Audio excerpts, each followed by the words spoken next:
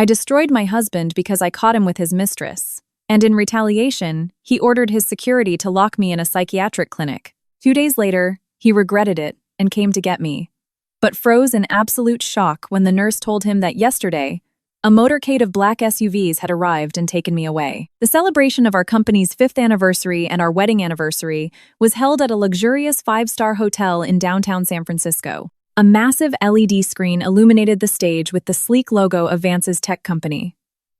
The ballroom was packed with about 500 guests, venture capitalists, tech journalists, relatives from both sides, and the very people who had seen me spend countless sleepless nights helping him edit every single business plan back when the company didn't even have a proper office. I was wearing a custom-made ivory evening gown, a delicate gold chain around my neck, and my wedding ring still gleaming on my finger. Deep down, I thought that even though a bitter chill had long settled between us, he would at least show me a shred of respect in front of the elite of Silicon Valley. That is the tragedy of women. We know the foundation of the house is cracking, but we still desperately try to maintain the facade of a perfect roof, believing that 5 years of building a life together can't just be erased. I walked past tables adorned with white orchids and saw Vance near the secondary stage. He stood in the glow of the spotlights, in a flawlessly tailored tuxedo, wearing the same calm, collected expression he always had when appearing on Bloomberg or CNBC to discuss corporate ethics and social responsibility. But his hand was resting confidently on the waist of Sloane, his new executive assistant who had joined the company less than a year ago. Sloane was pressed against his chest so naturally, as if that place had always belonged to her. And I was just a random passerby. Draped over her shoulders was a silk scarf that I had left in Vance's office weeks ago. On her wrist sparkled the exact diamond tennis bracelet he had told me a month prior was a corporate gift for a key investor to maintain business relations. At that moment, the jazz music, the clinking of champagne flutes, and the laughter of the crowd seemed to fade away. All that remained was the hollow thud of my broken heart. I don't know how I ended up standing right in front of them. Perhaps I was guided by the last drop of a wife's pride that had been disregarded for far too long. Sloane flinched when she saw me and quickly pulled her hand away from his chest, but Vance didn't let go of her waist. He merely looked at me with a faint flicker of annoyance in his eyes, as if I weren't his wife, but an irritating glitch in the evening's programming. I asked very quietly, "Vance, explain this." Just 3 words, but my throat was so dry it felt like I had swallowed sand.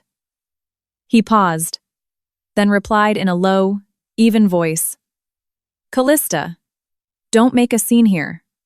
Today is an important day for the company." An important day for the company. The phrase made me scoff, but hot tears were already welling up in my eyes. Over the past 5 years, every single day of the company had been more important than me. When my mother was in the hospital, he said, "I'm in a board meeting." When I was lying in bed delirious with a fever, he said he had to fly to Seattle urgently to meet with angel investors. When I discovered the late-night text between him and Sloane, he called me paranoid. Living together without trust is exhausting. I had endured it countless times. I endured it to the point where I felt pathetic. But people endure because they love, not because it doesn't hurt. I raised my hand and slapped him across the face. The sharp sound echoed through the brightly lit ballroom. It wasn't deafening, but it was enough to instantly silence the crowd around us. Vance's head jerked to the side. A tiny drop of blood appeared at the corner of his mouth. Sloane covered her mouth with her hand, tears instantly springing to her eyes. She let out a trembling gasp. "Vance!" That soft, entirely dependent cry sounded as if she were the primary victim here. The flashes of reporters' cameras began to fire relentlessly. Cold white light hit me right in the face. I heard someone behind me whisper, "Is that Vance's wife?" Why is she acting so unhinged? The gazes of strangers hurt worse than curses because people, not knowing the truth, are always ready to believe the beautiful theatrical play presented to them. Vance slowly wiped the corner of his lip. The first thing he did was not look at me, but pull Sloane closer. He took off his tuxedo jacket, draped it over her shoulders, and said tenderly, "Don't be afraid, I'm here." He had said that exact same phrase to me on the night the company was on the verge of bankruptcy, when I was sitting on the floor, hugging my laptop and crying, terrified that he would break under the pressure. Back then, he had put his hand on my head and said, "Callista, I'm here." It turns out the phrase never changes. Only the listener changes. and the meaning is flipped entirely upside down. I stood before them. My hand was still numb from the slap, but the real pain was the realization. This man no longer considered me someone to protect. I looked straight at Vance, trying to keep my voice from trembling. "You're holding another woman in front of everyone, and you tell me not to make a scene? Vance, no one knows better than you how much I've poured into this company over the last 5 years. Do you really want to use the press to make a laughingstock out of me?" His jaw tightened slightly at the mention of my contributions. Sloane pressed herself even closer to him, her lips trembling as if she feared I would lunge at her. Vance looked around, saw that the guests had already formed a circle, and the camera lenses were fixed on us. He suddenly sighed, and his voice softened to the point where any outsider would think, "Here is a man trying his hardest to tolerate an unbearable wife." He announced to the crowd, "I apologize to everyone. My wife has been under severe psychological pressure lately. Her emotional state is highly unstable. I've begged her to seek treatment, but she refuses.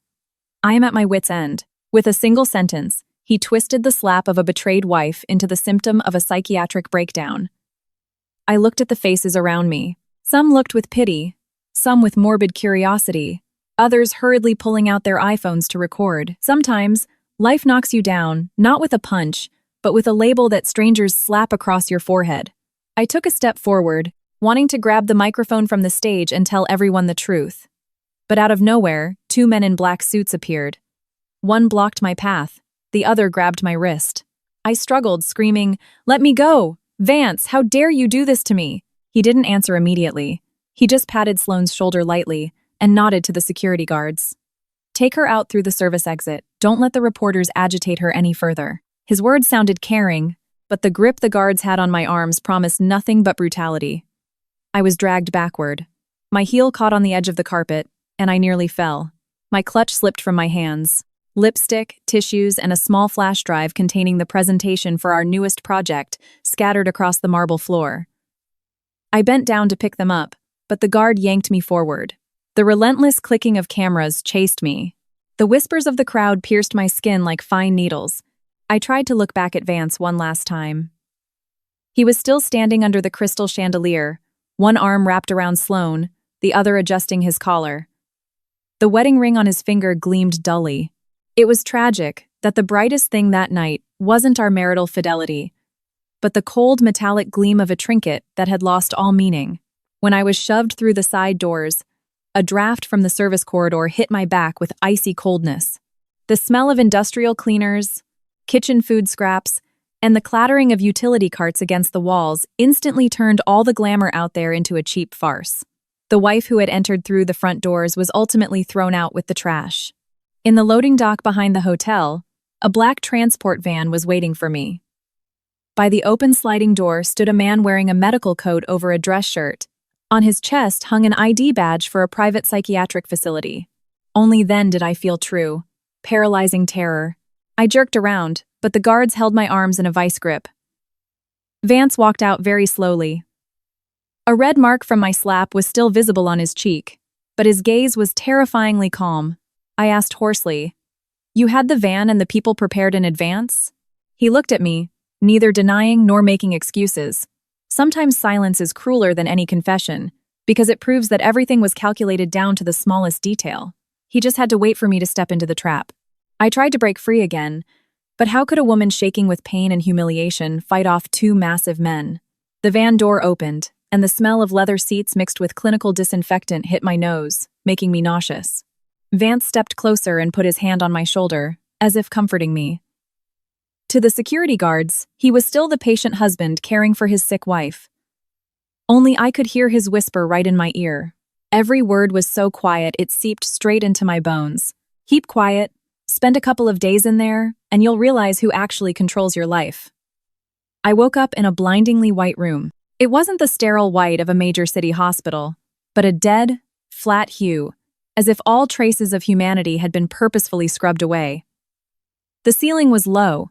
In the corner was a dome security camera. The window was covered in frosted film, and outside, thick metal grates painted white blocked the view. I sat up abruptly, and a sharp pain pierced my head, as if my temples were caught in a vice. A dark bruise wrapped around my left wrist. I must have fought too hard when they dragged me in. I was no longer wearing my custom ivory gown. It had been replaced by baggy, light blue scrubs, with the words Tranquility Pines printed on the chest. I touched my neck. My gold chain was still there, but my clutch and phone were gone.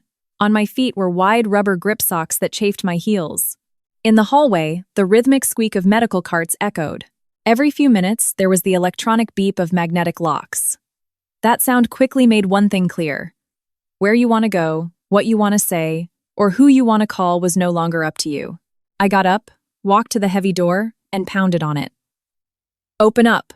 I did not consent to be here. I demand a lawyer. The last sentence burned my throat with bitterness.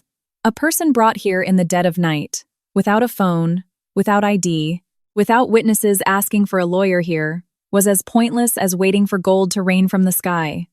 The door opened about 10 minutes later. A man walked in, a doctor in his 40s, neatly groomed, wearing wire-rimmed glasses and a perfectly pressed white coat. His badge read, Dr. Alden Sterling, Chief of Psychiatry. He was followed by a young nurse carrying a blue patient file.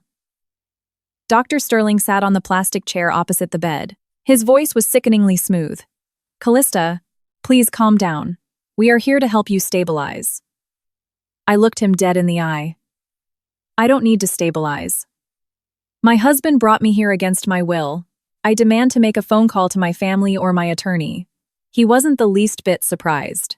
He simply opened the folder, turned a few pages, and tapped his pen against a document with a red seal. Vance is your legal spouse. According to the police report and his affidavit, you had a violent episode last night. You physically assaulted someone in public, posing a danger to yourself and others. Your family insisted that the clinic provide you with a safe environment for a 5,150 involuntary 7-2-hour psychiatric hold. The word family pulled a hysterical laugh from my throat. What family? The man who holds his mistress, 6 security on his wife, and overnight becomes the one with the power to sign away my freedom. I snatched the folder from him, my eyes scanning the pre-printed lines. Acute psychological crisis, paranoid delusions of betrayal, uncontrollable emotional dysregulation. At the bottom, under the conservator agreement, was Vance's signature, alongside an incident report filled with terrifyingly logical phrasing, unfounded jealousy, repeated paranoia regarding female employees, prior signs of domestic aggression observed. By the time I finished reading, my hands were shaking. It turns out people don't have to beat you to a pulp to show their cruelty. Sometimes, a few typed lines and a signature are enough to turn a perfectly sane person into a lunatic whose words no one will ever believe again. I slammed the folder down on the table, trying to keep my voice from cracking. Dr. Sterling, look at me. Am I speaking incoherently? Am I harming myself? I simply slapped my husband because he was cheating on me right in front of my eyes. If the pain, anger, and legitimate questions of a betrayed woman are called an illness, then how many sane people are actually left in the world?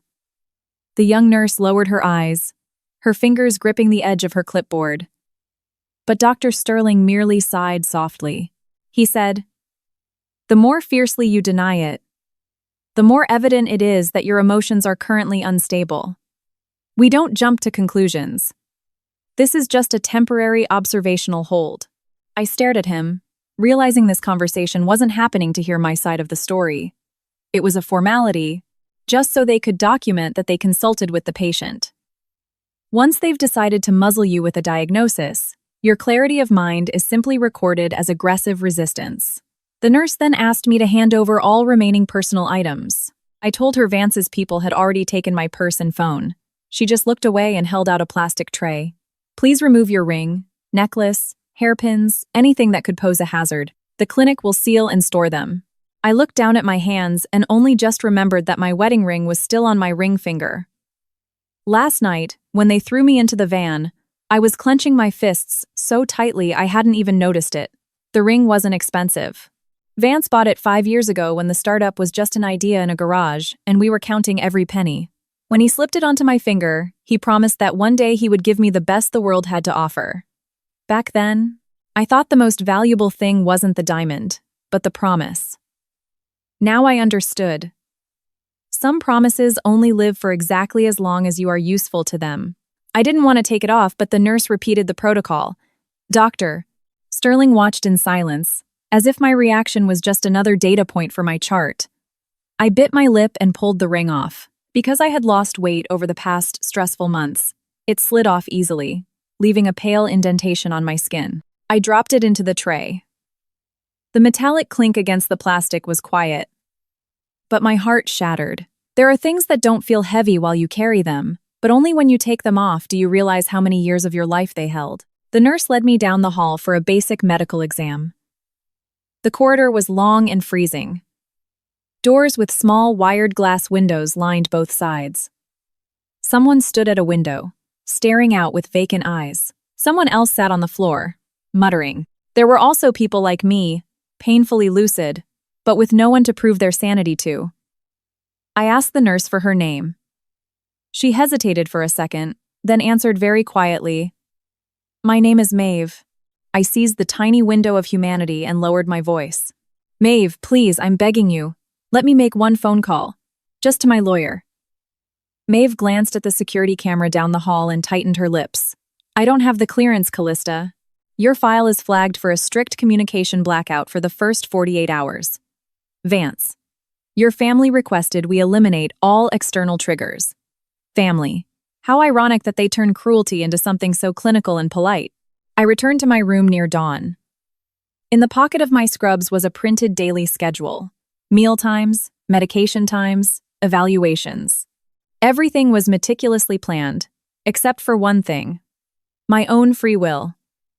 I sat on the edge of the bed, stared at the camera on the ceiling, and mentally ordered myself not to break anything, not to scream, not to give them a single excuse to add new psychiatric notes to my file. When a person is shoved into the mud and wants to stand up, the first thing they must do is steady their breathing.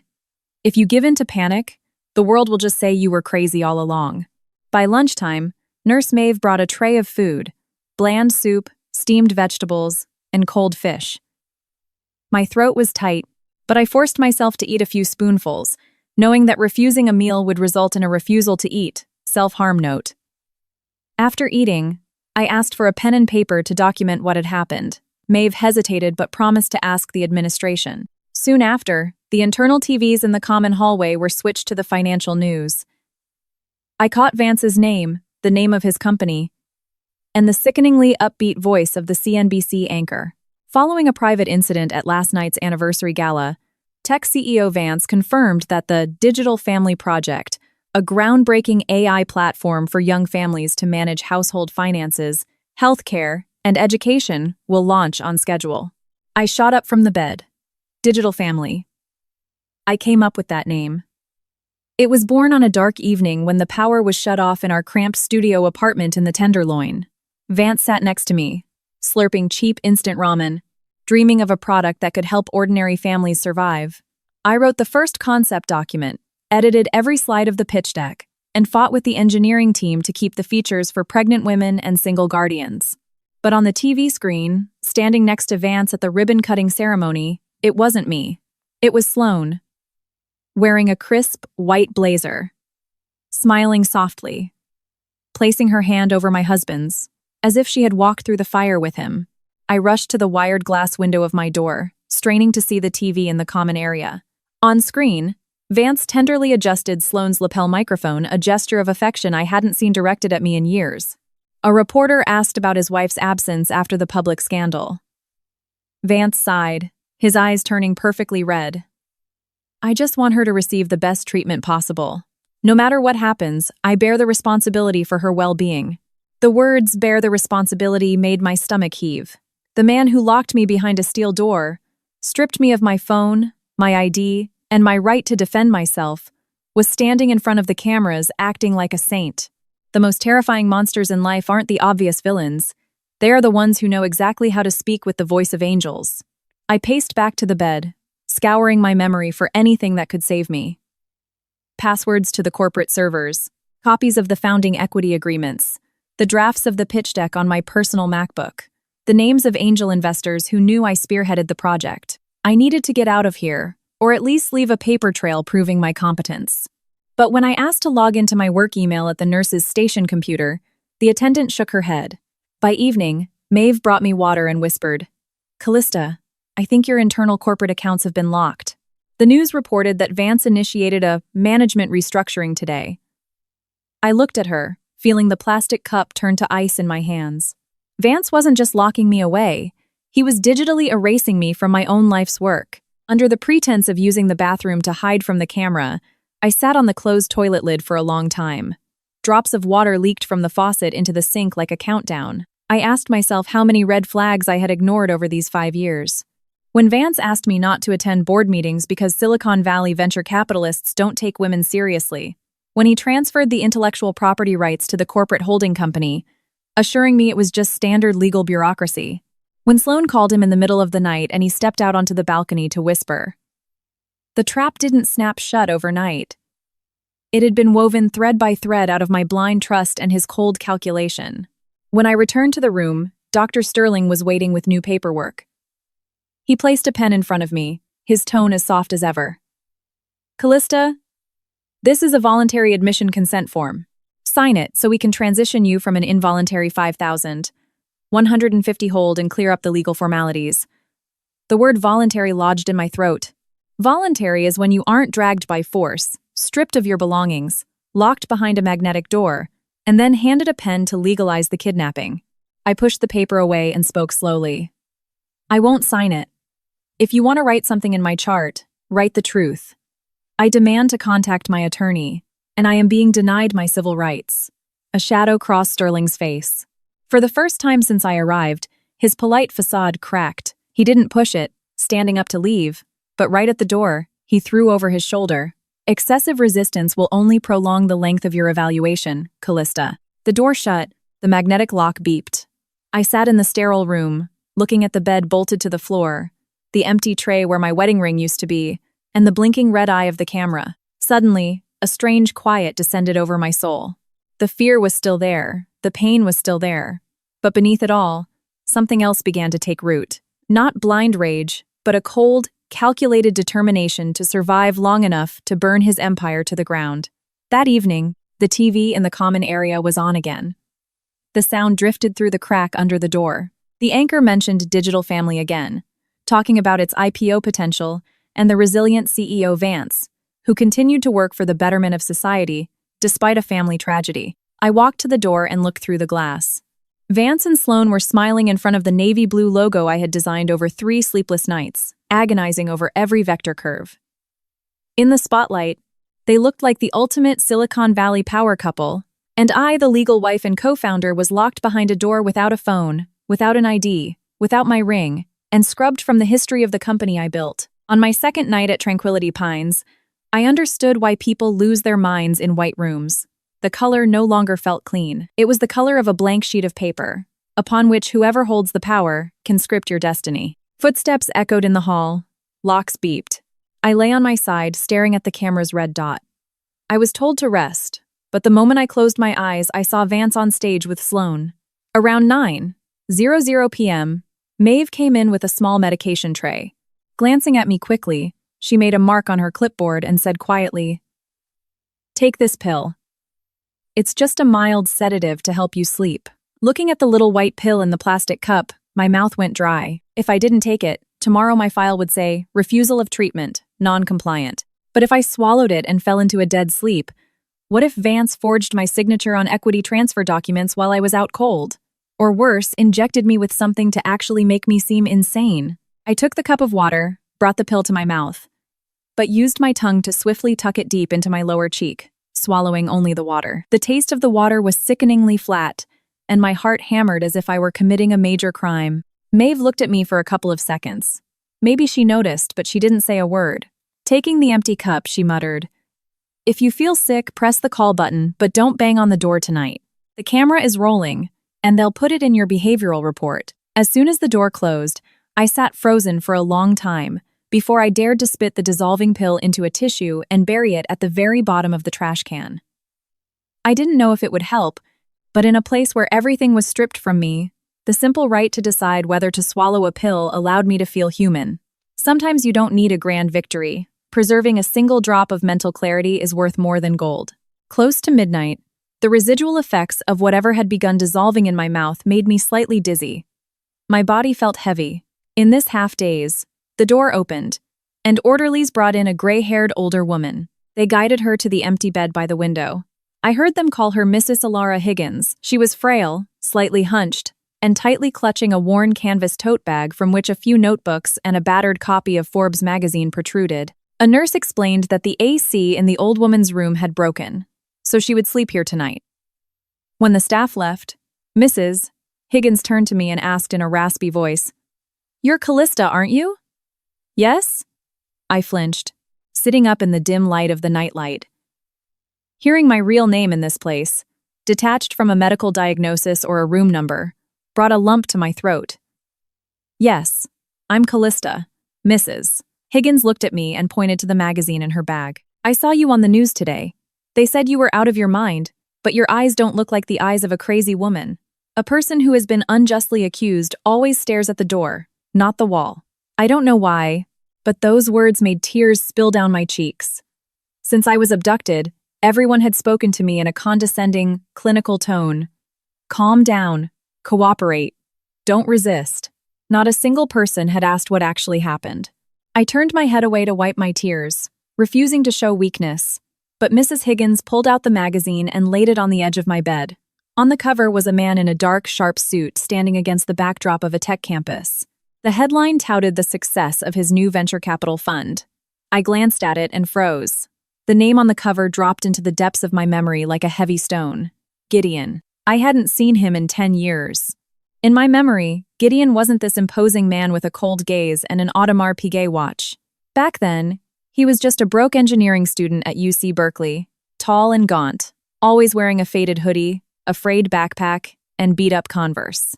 We first met in the campus dining hall. He had stood at the register for a long time, counting loose change in his palm, and then silently turned to walk away. I had just gotten paid for a campus tutoring gig. It wasn't much, but seeing that his entire dinner was going to be a piece of stale bread made my chest ache. The young and the poor aren't afraid of hunger as much as they are afraid of being seen in their poverty. I slid my prepaid meal swipe card across the table toward him and lied clumsily. "I accidentally loaded way too many swipes on this for the semester. I'll never use them all. Use it, and you can just fix my laptop later to call it even." Gideon had stared at me with a look full of suspicion and shame. He didn't take the card immediately. He just asked, "Are you pitying me?" I shook my head. "No, it's an angel investment. When you become a famous software engineer, I'll leverage your connections." Those words made the corners of his mouth twitch into the ghost of a smile. He eventually took the card and carefully tucked it into his notebook. From that day on, every morning, a cup of drip coffee with sugar would appear on my desk, sometimes a warm bagel, or a sticky note telling me not to study too late. One day, the dining hall manager noticed my card was swiping for massive amounts of food and suspected a guy had stolen it. I was called into the disciplinary office. A crowd of nosy students gathered to watch the drama. Before I could even explain, Gideon stepped forward and took the blame. He told the dean he had found the card and used it because he was starving, and that I had nothing to do with it. I stared at him in shock, furious and hurt all at once. Later, when I demanded to know why he lied, he stared at his shoelaces and answered very quietly, "If they knew you gave me the card, they would say you pitied me, and that I was using you. I am broke, Callista, but I didn't want to drag your name into campus gossip." That year, a boy so destitute he had to ration bread did everything in his power to protect my dignity. And now, the husband I had stood with at the altar had sold my sanity for a PR stunt. Mrs. Higgins, having listened to my fragmented story, sighed. She ran a dry finger over Gideon's photo. "This man is very powerful now. The nurses watch the business channels. They say his firm buys out entire companies. Do you really know him?" I looked at the face on the cover, so distant yet so familiar. The gaze was deeper and colder. But somewhere in there was the kid who awkwardly asked, "Do you want sugar in your coffee?" Still hiding? I laughed bitterly. "He probably doesn't even remember me, Mrs. Higgins. He's at the top of the world now, and I'm in here." My voice was laced with pure grief. When you hit absolute rock bottom, the memory of a stranger's kindness cuts deeper than cruelty. because it reminds you that you were once treated like a human being. Mrs. Higgins stayed quiet for a long time. Then she slowly pulled her canvas bag to her chest. In the hallway, a nurse's footsteps approached and then faded away. The dome camera on the ceiling whirred slightly as it pivoted, its red diode blinking. Suddenly, the old woman began to cough violently, bending double as if she couldn't breathe. I instinctively rushed to her side, patting her back. In that exact moment, her wrinkled hand slipped under her blanket and deftly pressed a small, cold object into my palm. I almost gasped when I felt the hard plastic of an old Nokia flip phone. Mrs. Higgins squeezed my wrist, continuing to fake her coughing fit, and whispered so faintly I almost missed it. Maeve slipped it to me an hour ago. She said your friend on the outside found a way to reach you. Don't open it here. Go to the bathroom. You have a message. I froze, utterly stunned, trying to process who it was from and how it got to her. But the magnetic lock on the door already beeped. Maeve walked in. She looked at Mrs. Higgins, then at me, a flash of tension in her eyes. I instantly hid my hand under the pillow. Maeve set down a fresh pitcher of water and said casually, "Tonight, the camera in this room is glitching and capturing part of the bathroom doorway. We don't know when maintenance will fix it. Go to sleep." Her coded warning made my heart race. I looked at Maeve, but she avoided my gaze, adjusted the old woman's blanket, and walked out. The door clicked shut. I lay down, pulling the blanket up to my chin, gripping the old phone so tightly the plastic edges bit into my palm. I had to wait nearly 20 minutes until the hallway was completely silent before I cautiously stood up and took agonizingly slow steps toward the en-suite bathroom. The fluorescent light flickered, drops of water glistened in the sink, and the mirror reflected a pale face with bloodshot eyes. Eyes that, however, no longer held absolute despair. I locked the door, crouched down in the blind spot Maeve had hinted at, and powered on the phone. The screen lit up, showing 1 bar of battery and an envelope icon. For a second, I was terrified to open it. I was terrified this was Vance's trap, a planted phone to officially document me breaking the rules. But remembering Mrs. Higgins' eyes, Maeve's subtle help, and the magazine with Gideon's face, I took a deep breath and pressed the button. A message from an unknown number appeared on the screen. Just a few words. "Don't be afraid. I'll see you tomorrow." I read those words over and over until tears blurred my vision. "Don't be afraid. I'll see you tomorrow." A short text, unsigned, with no grandiose promises, but it made the ice running down my spine melt. In that tiny, bleach-scented bathroom, I pressed the outdated phone to my chest like a lit match in a hurricane. I didn't dare sob out loud. I just let the tears fall onto the back of my hands. Since the moment I was shoved into that van, everyone had ordered me to calm down, but only this message gave me the actual strength to survive the night. Suddenly, the phone vibrated. I jolted, nearly dropping it, and hurriedly pressed it to my chest to muffle the buzzing. An incoming call flashed on the screen. I hesitated for a fraction of a second, then answered. On the other end was the sound of wind and the hum of a powerful engine, followed by a male voice deeper and rougher than in my memories. Callista. Just one word was enough for me to know. It was Gideon. There are people we think are lost to time, but the moment they speak, the years vanish, exposing the warmth of the past. My throat constricted, and I barely choked out Gideon. He paused, then spoke in a measured, commanding tone. "It's me. Listen to me carefully. Until tomorrow morning, do not sign a single document. Do not take any medication unless someone is physically forcing you to. Do not argue with the doctors. Do not bang on the doors. The calmer you appear, the harder it will be for them to spin their narrative." I clamped my hand over my mouth to stifle a sob. He didn't ask how I was doing. He didn't offer empty pity. He outlined the tactical steps for my survival. And that exact, ruthless composure was exactly what I needed. The man who had once starved at a cash register still understood that right now, I didn't need comfort, I needed an exit strategy. I whispered, "How did you know I was here?" A rustling of papers sounded on his end, then his voice. "I was at the gala. I was sitting in the back of the ballroom. I saw Vance's security drag you to the service elevator, and I had my private detail follow the transport van. Vance put you on a 5,150 hold using falsified affidavits signed by Sterling." I just got my hands on the medical intake logs and the exterior security footage an hour ago. My legal team is currently ripping apart the security firm that transported you. I'm coming in the morning. Hearing Vance and Sterling's names spoken so clinically made my grip on the phone tighten. I wasn't paranoid. This wasn't a spontaneous reaction to a slap. This was a premeditated cage. I asked. He wants to steal my equity shares. Gideon didn't answer immediately. His silence confirmed that my question had hit the bullseye. Don't stay in that blind spot too long. Hide the phone where Mrs. Higgins told you to. Tomorrow morning, when you hear the engines, walk out into the main hall. I'll handle the rest. The line went dead. I sat there for a few more minutes, then carefully lifted the lid of the toilet tank. Inside, tucked in a dry corner, was a small, empty Ziploc bag taped to the porcelain. Maeve must have prepped it so the electronics wouldn't get wet. I sealed the phone inside, quickly splashed cold water on my face, and returned to bed.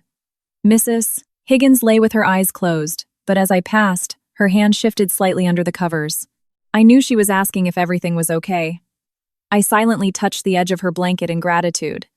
In life, there are debts that are never spoken of. An old flip phone, a camera's blind spot, a quiet whisper. Sometimes, that is all it takes to pull someone back from the edge of the abyss. While I lay in a numb daze waiting for dawn, miles away, Vance likely hadn't slept a wink. Later, when I reviewed the legal discovery documents Gideon provided, I learned that on that very night, Vance had been sitting in the glass-walled boardroom of his Silicon Valley headquarters until dawn. Cold coffee sat on the oak table alongside drafts of equity restructuring agreements, emergency board resolutions, and a document titled Petition for Conservatorship and Declaration of Mental Incompetence. His corporate attorney, a ruthless shark named Davis, circled a line with his Mont Blanc pen. To fully strip her voting rights, we need the court. For now, all we can do is lock her out of the corporate intranet, withhold her intellectual property files, and establish a medical paper trail proving she is unfit to manage her shares. Vance leaned back in his Herman Miller chair, rubbing his temples. He no longer looked like the heartbroken husband from the news, nor did he possess the tenderness with which he had held Sloane. His face was a mask of exhaustion and calculation. Sloane sat next to him, tapping her acrylic nails against a glass tumbler. What if she gets out of there and goes to the press? Don't forget, TMZ has the video of her hitting me unprovoked, Vance replied coldly. As long as the public thinks she's unhinged, we hold the high ground. Sloane crossed her arms. You're forgetting that she's not stupid. She has the original source code and time-stamped drafts of the digital family architecture. If she gets to the venture capitalists, our Series C funding is dead. She paused, stirring her coffee, and added in a quiet, venomous tone, which means we need to convince everyone she is genuinely psychotic. A normal wife doesn't assault her husband in front of 500 elite guests. A normal woman wouldn't claim we stole her code if she didn't have the proof. Those words, later entered into court transcripts, made my blood run cold. Sloane hadn't just slept with my husband. She knew I was the wife, she knew the app was my brainchild, and she knew the psychiatric hold was a fraud. But to secure her place next to a billionaire CEO, she was willing to grind another woman's life into dust. Vance signed a few more papers, including a formal request to Tranquility Pines to extend the blackout period for another 24 hours. He stared at the San Francisco skyline and muttered, "Let her rot in there a few more days." Once the media solidifies the narrative of her breakdown, whether she signs the equity transfer or not, we'll have the board vote her out. The man who had eaten cheap instant noodles with me in a roach-infested studio and promised that this company was the child of our shared blood and sweat now sat under expensive architectural lighting planning to erase my existence. Around 3:00 a.m., I was pulled from a light doze by muffled arguing in the hallway. Maeve was telling an orderly that a state medical equipment inspection board was arriving in the morning, and the ward needed to be spotless by 6:00 a.m. The orderly grumbled. "We've got a high-risk hold in there, and they want to do inspections?" Maeve replied evenly. "Which is exactly why we need to follow protocol by the book." I lay with my eyes wide open. Follow protocol coming from Maeve sounded like a signal. Gideon said he was coming in the morning. Maeve was prepping the ward for an inspection. Tiny coincidences were aligning into a clear path to salvation. I didn't sleep another wink. Mrs. Higgins was awake too. She turned her head and whispered faintly, "Are they really coming?" I looked at the camera and mouthed the word. Yes, she smiled a warm, exhausted smile. Good. When you get out of here, remember this. Don't just focus on revenge. First, plant your feet firmly on the ground. Only those who survive can demand justice. My heart ached. An absolute stranger, a woman I had known for less than 24 hours, was telling me the things my own family should have said. Life is so strange. The people closest to you shove you off a cliff, and a stranger reaches out to catch you. By 5:00 a.m., the gray sky outside the frosted window began to lighten. The clinic started buzzing. Maeve came in to check my vitals. As she wrapped the blood pressure cuff around my arm, she whispered rapidly, "This morning, when the chaos starts, walk straight down the main corridor to the lobby. Don't run. Don't fight anyone. If they ask, say, 'I demand my attorney.'" I looked at her, a knot forming in my throat. Maeve didn't want gratitude. She just wrote down my numbers and left. I knew she was terrified. A simple floor nurse couldn't easily take down a corrupt medical system, but she had cracked open a door for me. Good people can't always perform heroic, world-altering deeds. But if they just choose not to look away, the world becomes a little brighter.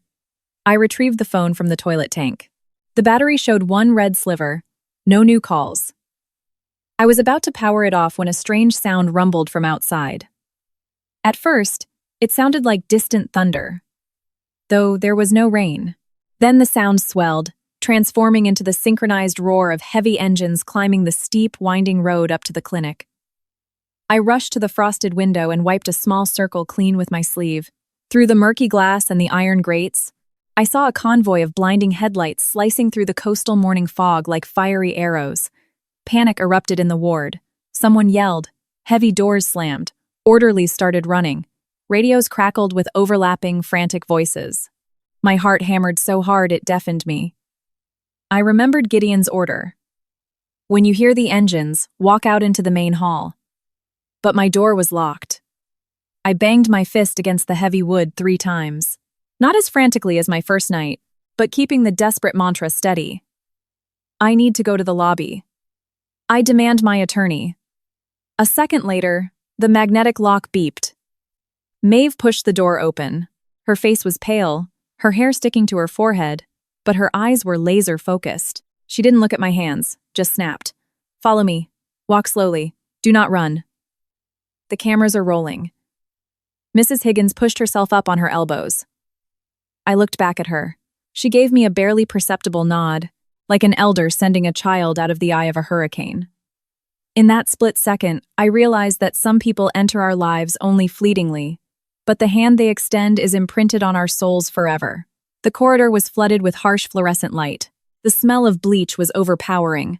A few doors were cracked open, terrified patients peering out, only to be shoved back inside by panicking orderlies. The roar of the engines outside grew so deafening that the linoleum floor beneath my feet vibrated.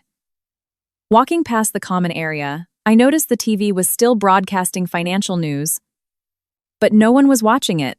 Security guards were sprinting toward the stairwell, barking into radios, throwing confused glances at me. On paper, I was a 5,150 hold on strict blackout, but the noise outside was louder than any medical directive. Descending the stairs into the main lobby, I looked through the massive glass double doors and saw a scene I will remember until the day I die. Lined up perfectly in front of the clinic's gates was a solid wall of black armored SUVs.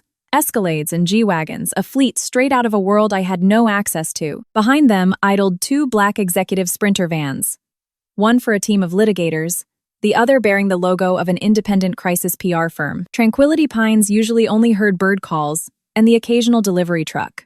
Now, the suffocating silence they had tried to bury me in was ripped apart by the sheer horsepower of those engines. The gates were locked. The clinic's chief administrator ran outside in a dress shirt, waving his arms. "You don't have an appointment. This is a private medical facility. We require silence. Leave the premises immediately or I'm calling the sheriff." But the man who stepped out of the lead G-Wagon didn't flinch. He wore a dark, bespoke suit, absent of any flashy accessories. The morning coastal wind slightly ruffled his hair. On the magazine cover, Gideon had looked like a stranger. But as he raised his eyes to the glass lobby, he was once again that broke Berkeley student looking at me with fierce pride and gratitude. The only difference was that now, He was standing backed by a small army, radiating an absolute, chilling authority that made the men who hid their crimes behind locked doors sweat. A man walking beside him, Harrison, a high-powered litigator, snapped his leather briefcase open, right at the gate. His voice wasn't a shout, but through the glass, I heard every lethal syllable. "We represent Callista, acting under an emergency power of attorney executed via a sworn witness. This facility is unlawfully detaining a sane, competent adult, confiscating her identification, and failing to provide a legal, court-ordered conservatorship mandate. I demand you open these gates immediately and grant us access to our client." The administrator looked back at the lobby in utter panic. A security guard reached for his hip, but Gideon locked eyes with the exterior security camera and spoke in a low, resonant voice. "I have the time-stamped footage of your staff admitting her against her will the night before last. Do we resolve this civilly right here, or do I hand the hard drives directly to the FBI and the State Medical Board? Every gate looks impenetrable until the people holding the keys realize they are outgunned. When those on the outside stop being afraid, the locks shatter." The heavy iron gates buzzed and swung open. The men strode into the lobby without screaming or chaos, but their sheer momentum paralyzed the clinic staff. From a side office, Dr. Sterling emerged. His white coat was unbuttoned, his face a desperate attempt to maintain his clinical authority. He looked at me, then at Gideon. "This patient is under a psychiatric observation hold. This level of stress is incredibly detrimental to her treatment plan." I clutched the fabric of my baggy scrubs, but before I could speak, Harrison slammed a stack of legal documents onto the reception desk. "If you classify my client as a patient, produce the signed 5,150 evaluation criteria that meets the legal threshold for imminent danger. Produce the court order for an involuntary hold beyond emergency observation. If you cannot, Callista is walking out of those doors right now." Sterling fell silent. That 1-second pause was all it took for everyone in the room to know.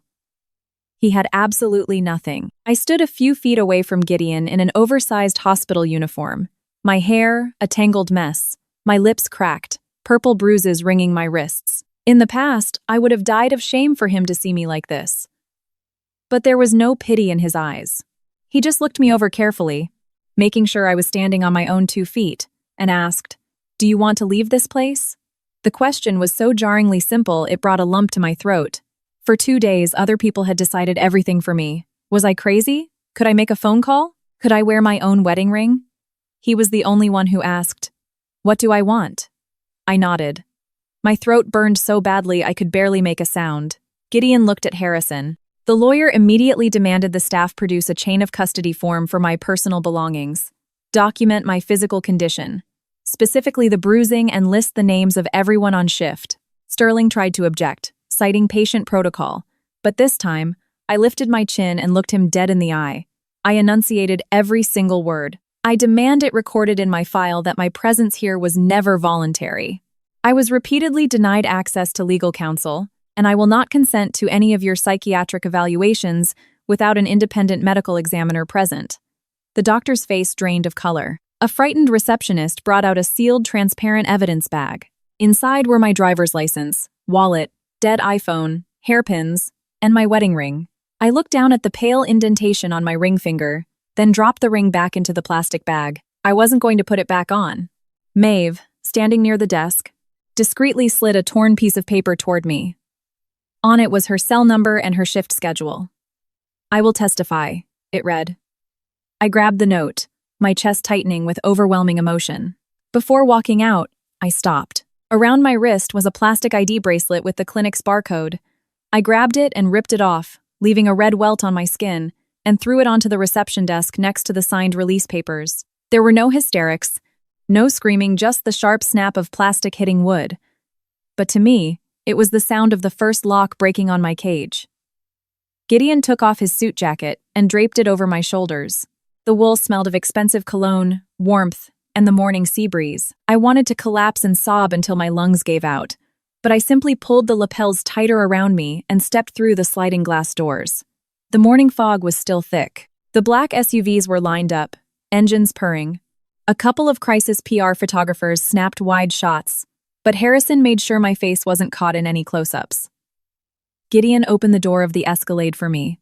Before I climbed in, he He placed a thick manila envelope into my hands. "This is just the beginning," he said. Security footage. Wire transfer records from Vance's shell companies to Dr. Sterling's offshore accounts.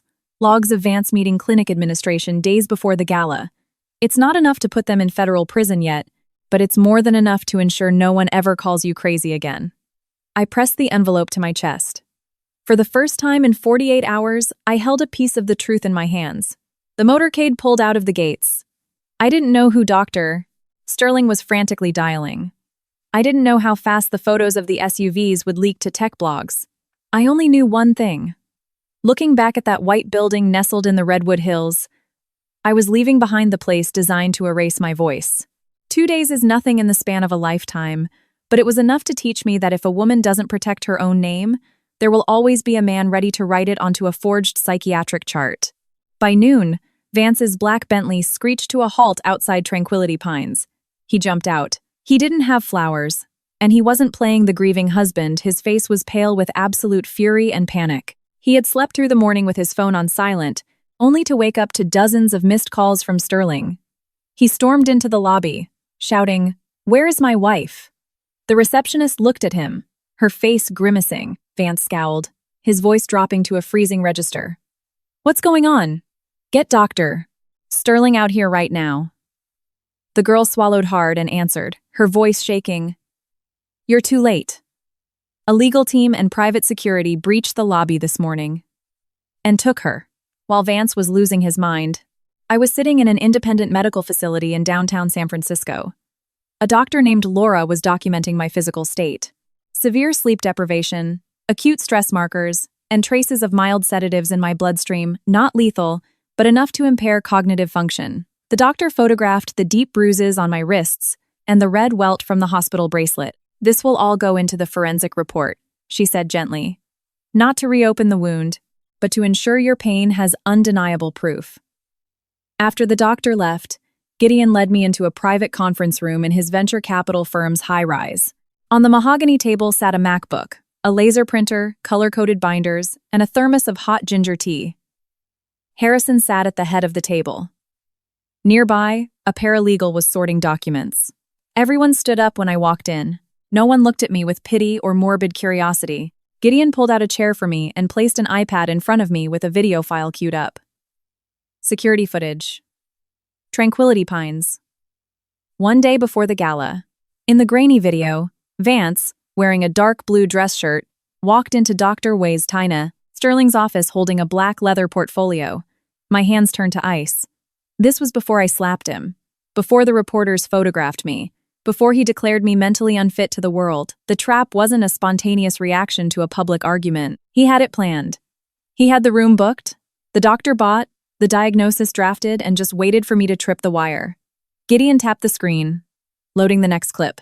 Dr. Sterling accepting a thick envelope. Then, footage of Vance's executive assistant Sloan walking through the loading dock with clinic administration. Harrison slid a yellow folder toward me. "We have 3 pillars of evidence.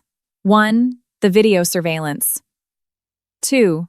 The financial wire transfers from a subsidiary tech holding to the Doctors Brothers LLC. 3. The civil rights violations for holding you without a valid 5,150 or court order." I listened, trying to memorize every detail, but my heart physically ached when Harrison referred to him as Vance. A name that had once meant home now sounded incredibly sterile in legal jargon. A marriage truly dies not when love fades, but when your husband's name appears in the defendant column of a civil lawsuit. I asked, "Has he transferred my equity yet?" Harrison glanced cautiously at Gideon. "Not officially, but he locked your corporate admin accounts, revoked your access to the servers, drafted the incompetency declarations, and prepared the proxy voting transfers for your board seats. Legally, they are void without your signature or a judge's ruling.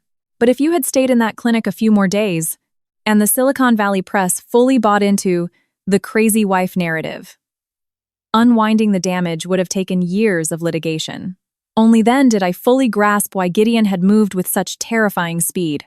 He pulled me out right before the point of no return. On the table lay the sealed plastic bag containing my wedding ring.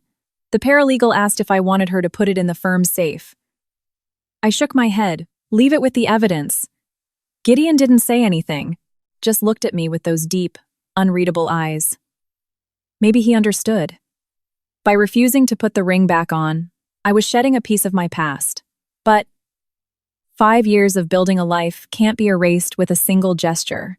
The man I had split rent with, the man I dreamed of the future with, was now a hostile corporate entity. I hated him, but I mourned the version of myself who had loved him unconditionally. Gideon poured me a cup of the ginger tea. "Do you want to rest at a hotel? Or do we go through the rest?" he asked. I looked at him. In the past, I would have deferred to my husband, but after 2 days of people using care as a weapon to strip my autonomy, I wasn't handing the wheel to anyone ever again. "Let's go through it," I replied. "I need to know everything." The next video was from the boardroom of Vance's own company, hacked by Gideon's security contractors. Vance was sitting with Sloan and his lawyer, Davis. The audio was muffled, but fragments cut straight to the bone. Sloan talking about spinning the crazy wife PR. Davis discussing proxy voting for an incapacitated shareholder. And Vance just sitting there, nodding in silence. I recognized that posture. Once, in that very room, he had sat in that exact silence, figuring out how to save us from bankruptcy. Now, he was calculating how to destroy me. I asked for a legal pad and began writing a list of witnesses. First, Nurse Maeve. Then Mrs. Higgins. Then the early engineers and angel investors to whom I had personally emailed the source code for the project. When my bruised wrist started throbbing, Gideon reached out and stopped my hand. "The lawyers will handle the grunt work," he said quietly, "but you need to decide how public you want this war to be. If you step into the spotlight, they will throw unimaginable dirt at you." I smiled a bitter, hollow smile. I've already had enough mud thrown at me. He called me a hysterical lunatic, and he handed my life's work over to his mistress. If I stay quiet, their lie becomes the official history. "I don't need you to fight my battles for me, Gideon. I just need you to secure the evidence. I will be the one holding the microphone." Gideon stared at me for a long time. Something shifted in his eyes, a fierce, quiet pride. "All right," he said. "I'll secure the evidence." That one word, "all right," restored my power, transforming me from a victim into the architect of my own retribution. While I was building my timeline, Vance was spiraling into a meltdown. A video forwarded anonymously by Maeve showed him bursting into my empty hospital room, ripping the blankets off the bed, checking the bathroom, acting like I was a stolen piece of property. The bouquet of white lilies he brought lay crushed on the linoleum. Dr. Sterling, pale as a ghost, stammered that Gideon's legal team had airtight grounds for a civil rights lawsuit. Vance screamed in his face. For a tech CEO used to absolute control, a compliant wife vanishing from a locked cage was an apocalyptic event. At the end of the clip, Vance stood by the window, frantically dialing his phone. Harrison paused the video. Right after this call, our cybersecurity team logged an IP address from his phone accessing the corporate servers, trying to backdate your administrative removal. The paralegal slid a recovered draft document across the table. On page 3, under the header Proxy Power of Attorney for Corporate Equity, was the signature Callista. The forgery was terrifyingly perfect. My blood ran cold. I stayed in Gideon's conference room until dawn. Harrison calmly organized the documents with neon sticky notes. The next day, I swapped the oversized hospital scrubs for a sharp, tailored navy blue pantsuit provided by Gideon's assistant. The cut was ruthless, transforming me into a woman who had slept 8 hours and had never seen the inside of a psychiatric ward. Only I knew that the long sleeves hid the purple bruises on my wrists. Gideon stood by the door. "Are you absolutely sure you want to go today?" I looked in the mirror at my slightly hollowed eyes and answered, "I'm sure." Today is the Series C investor pitch for the digital family app at the Moscone Center. If I don't show up, Vance cements his narrative permanently. The event was held in a massive conference hall at the Moscone Center. Vance stood near the main stage, schmoozing with top-tier venture capitalists. He didn't look panicked anymore. The mask of the visionary CEO was firmly glued back in place. Sloan stood beside him, playing the role of the indispensable partner. I walked into the hall flanked by Gideon and Harrison. The low hum of networking instantly died. People recognized Gideon. Then, they recognized me. Their eyes darted from my face to my posture, searching for signs of the deranged woman from the TMZ video. Vance spun around. His charismatic smile froze for a fraction of a second, but he quickly recovered. Stepping down from the stage, he approached me, his voice dripping with perfectly calibrated, sorrowful concern. "Callista, let's step outside. There are too many people here. This environment is toxic for your recovery." Your recovery. 2 words soaked in fake empathy, concealing a razor-wire threat. I didn't move an inch. Gideon stood slightly behind me like a concrete wall, not interfering, just watching. I answered in a calm, carrying voice. "I came to the pitch presentation for the software architecture I wrote. Why exactly should I leave?" Vance's expression darkened. He leaned in close to my ear. "Don't forget, your psychiatric evaluation is still on file. 1 word from me, and the press will run with the story that you've relapsed. You already caused a scene at the gala. Don't burn your last bridge."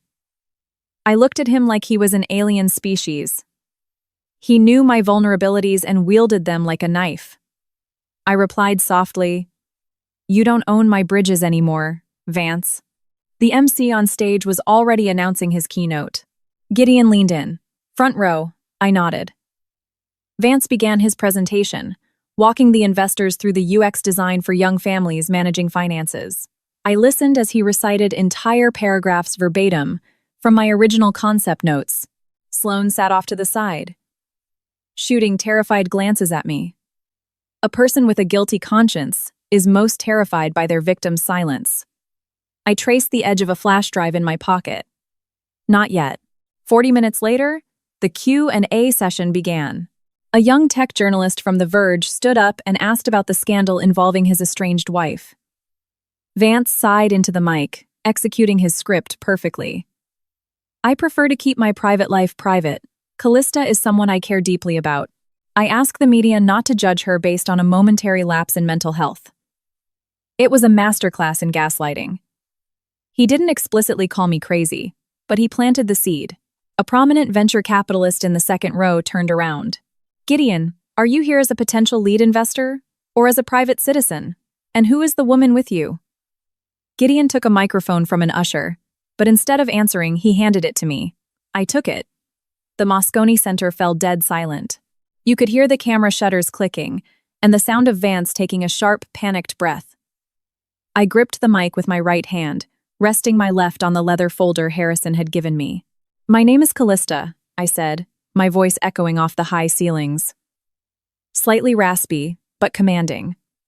"I am Vance's legal wife and the sole architect of the digital family platform. 2 days ago, after catching my husband with his assistant, I slapped him. I do not deny that. What I do vehemently deny is that he used that slap as a pretext to have me abducted, drugged, and involuntarily committed to a psychiatric facility to steal my equity." The hall gasped. Vance went chalk white. Sloane gripped the armrests of her chair so hard her knuckles turned yellow. I didn't look at them. I looked directly into the camera lenses at the back of the room. "He assures you I am not in my right mind. Then perhaps he can explain this." I pulled out my phone, plugged it into the auxiliary cord Harrison had hooked into the hall's sound system, and hit play. Vance's voice boomed through the Moscone Center speakers. "Let her rot in there a few more days. Once the media solidifies the narrative of her breakdown, whether she signs the equity transfer or not, we'll have the board vote her out." Then Sloane's voice. "Which means we need to convince everyone she is genuinely psychotic." And his lawyer. "To fully strip her voting rights, we need the court." The room erupted. Sloane jumped out of her chair, looking like she was going to be sick. Journalists surged toward the stage, shouting over each other. The venture capitalist frowned deeply and yelled, "Vance, what the hell is this?" Vance backed away from the podium, stammering, It's deep-faked. My wife is highly unstable, she hired someone to," but his words drowned in the very grave he had dug for me. I stood before dozens of flashing cameras, feeling my fingernails bite into my palms, but my voice rang with absolute conviction. "You claim I am insane. First, explain the wire transfers to Dr. Sterling. Explain the forged proxy signatures timestamped while I was locked in a padded room. That audio file was a lit match thrown into a room full of gasoline." Within hours, the news about Vance and Digital Family dominated X, Reddit, and every major tech blog. Internet sleuths dug up the connection to Tranquility Pines, demanding investigations into conservatorship abuse and psychiatric fraud. The next morning, Gideon and Harrison arranged a controlled sit-down interview for me with a major news network. When the makeup artist offered to cover the bruises on my wrists with concealer, I refused.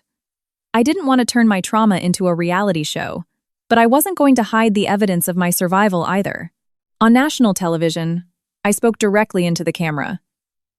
The slap was a mistake, but a mistake does not give a man the right to confiscate your phone, revoke your civil liberties, and fabricate a psychiatric diagnosis. When a powerful man gets caught cheating, he doesn't ask for forgiveness, he gaslights the world into questioning his wife's sanity. During the broadcast, Harrison released the PDF copies of the wire transfers to Dr. Sterling and the security footage to the press. Meanwhile, Vance's San Francisco headquarters was in sheer chaos. The legal team was being hit with breach of fiduciary duty notices from the board.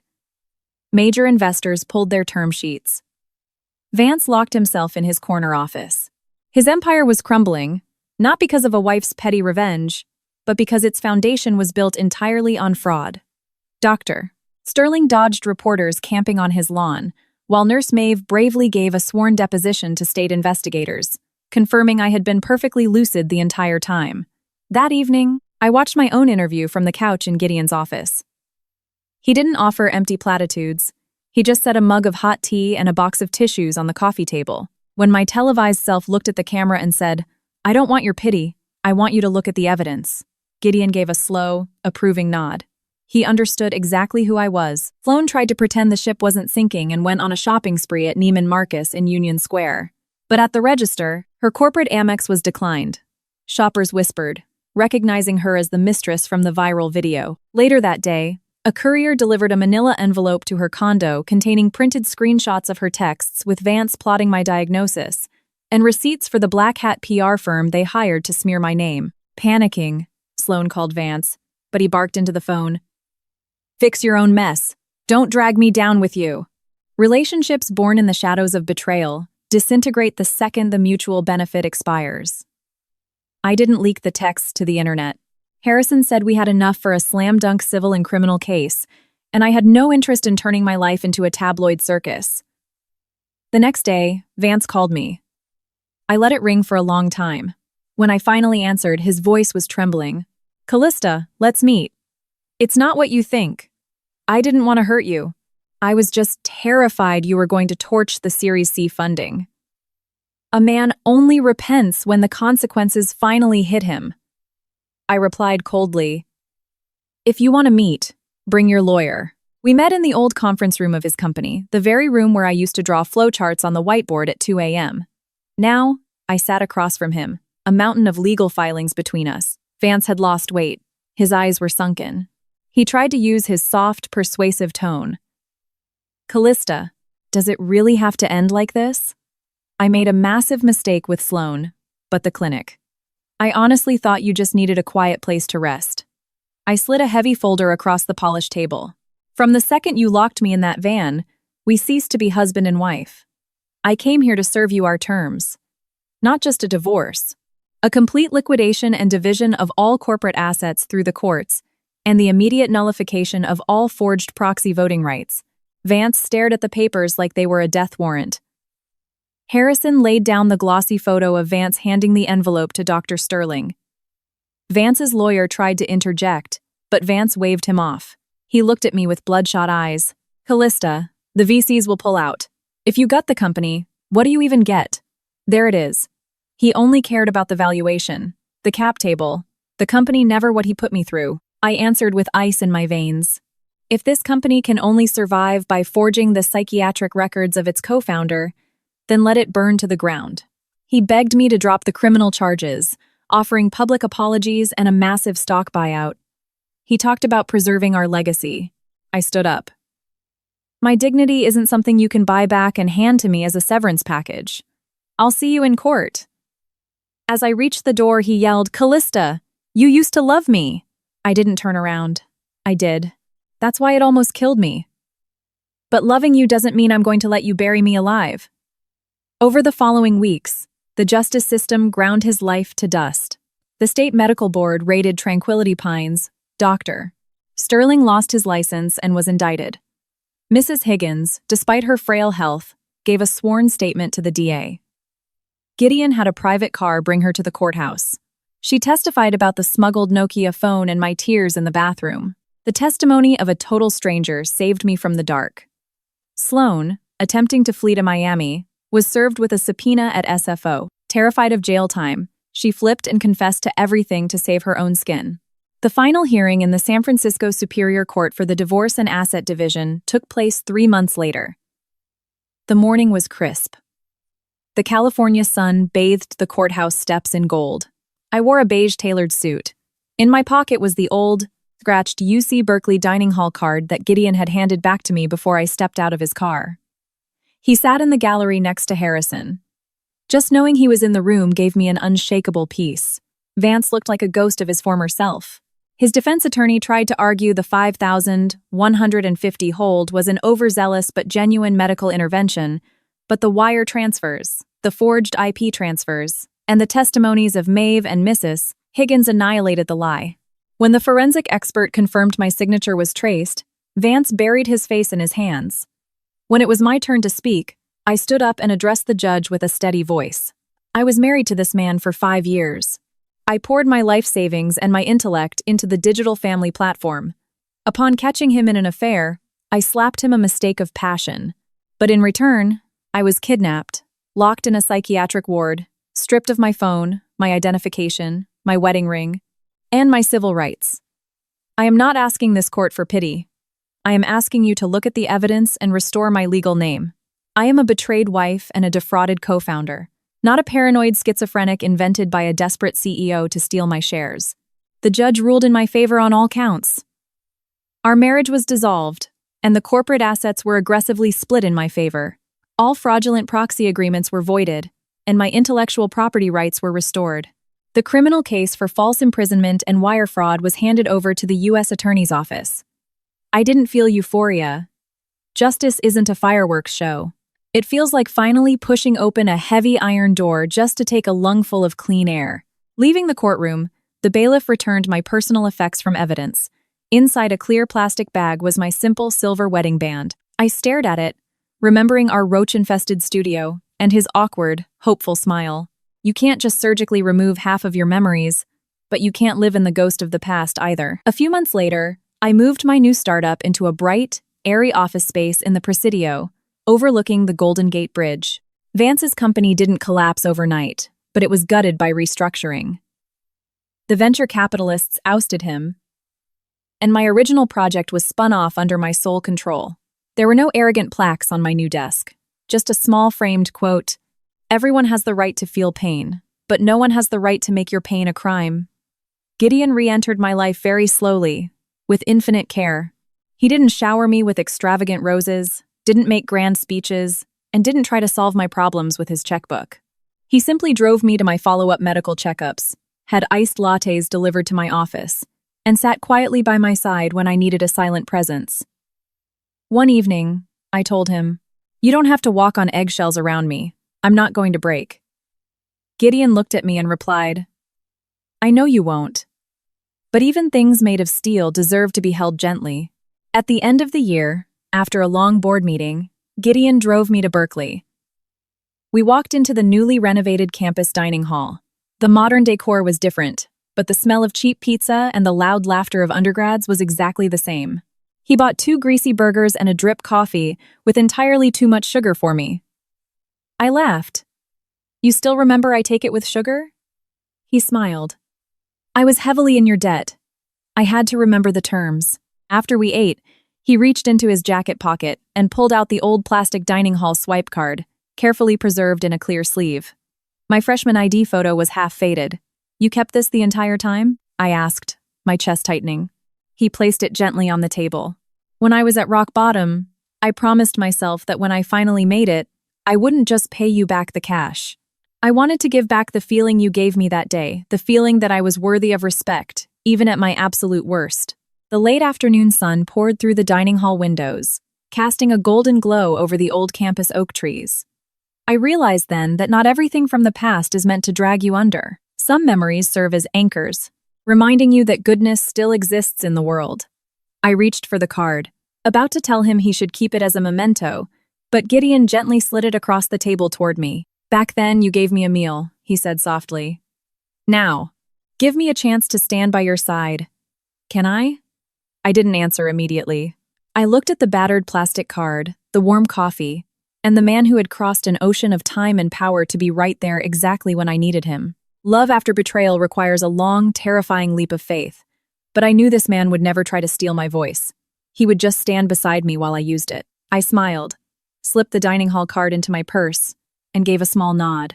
Outside the window, the California breeze rustled the leaves. My soul felt unbelievably light. Sometimes, justice and good people are delayed, but if you have the courage to survive the darkest night, the dawn will absolutely break.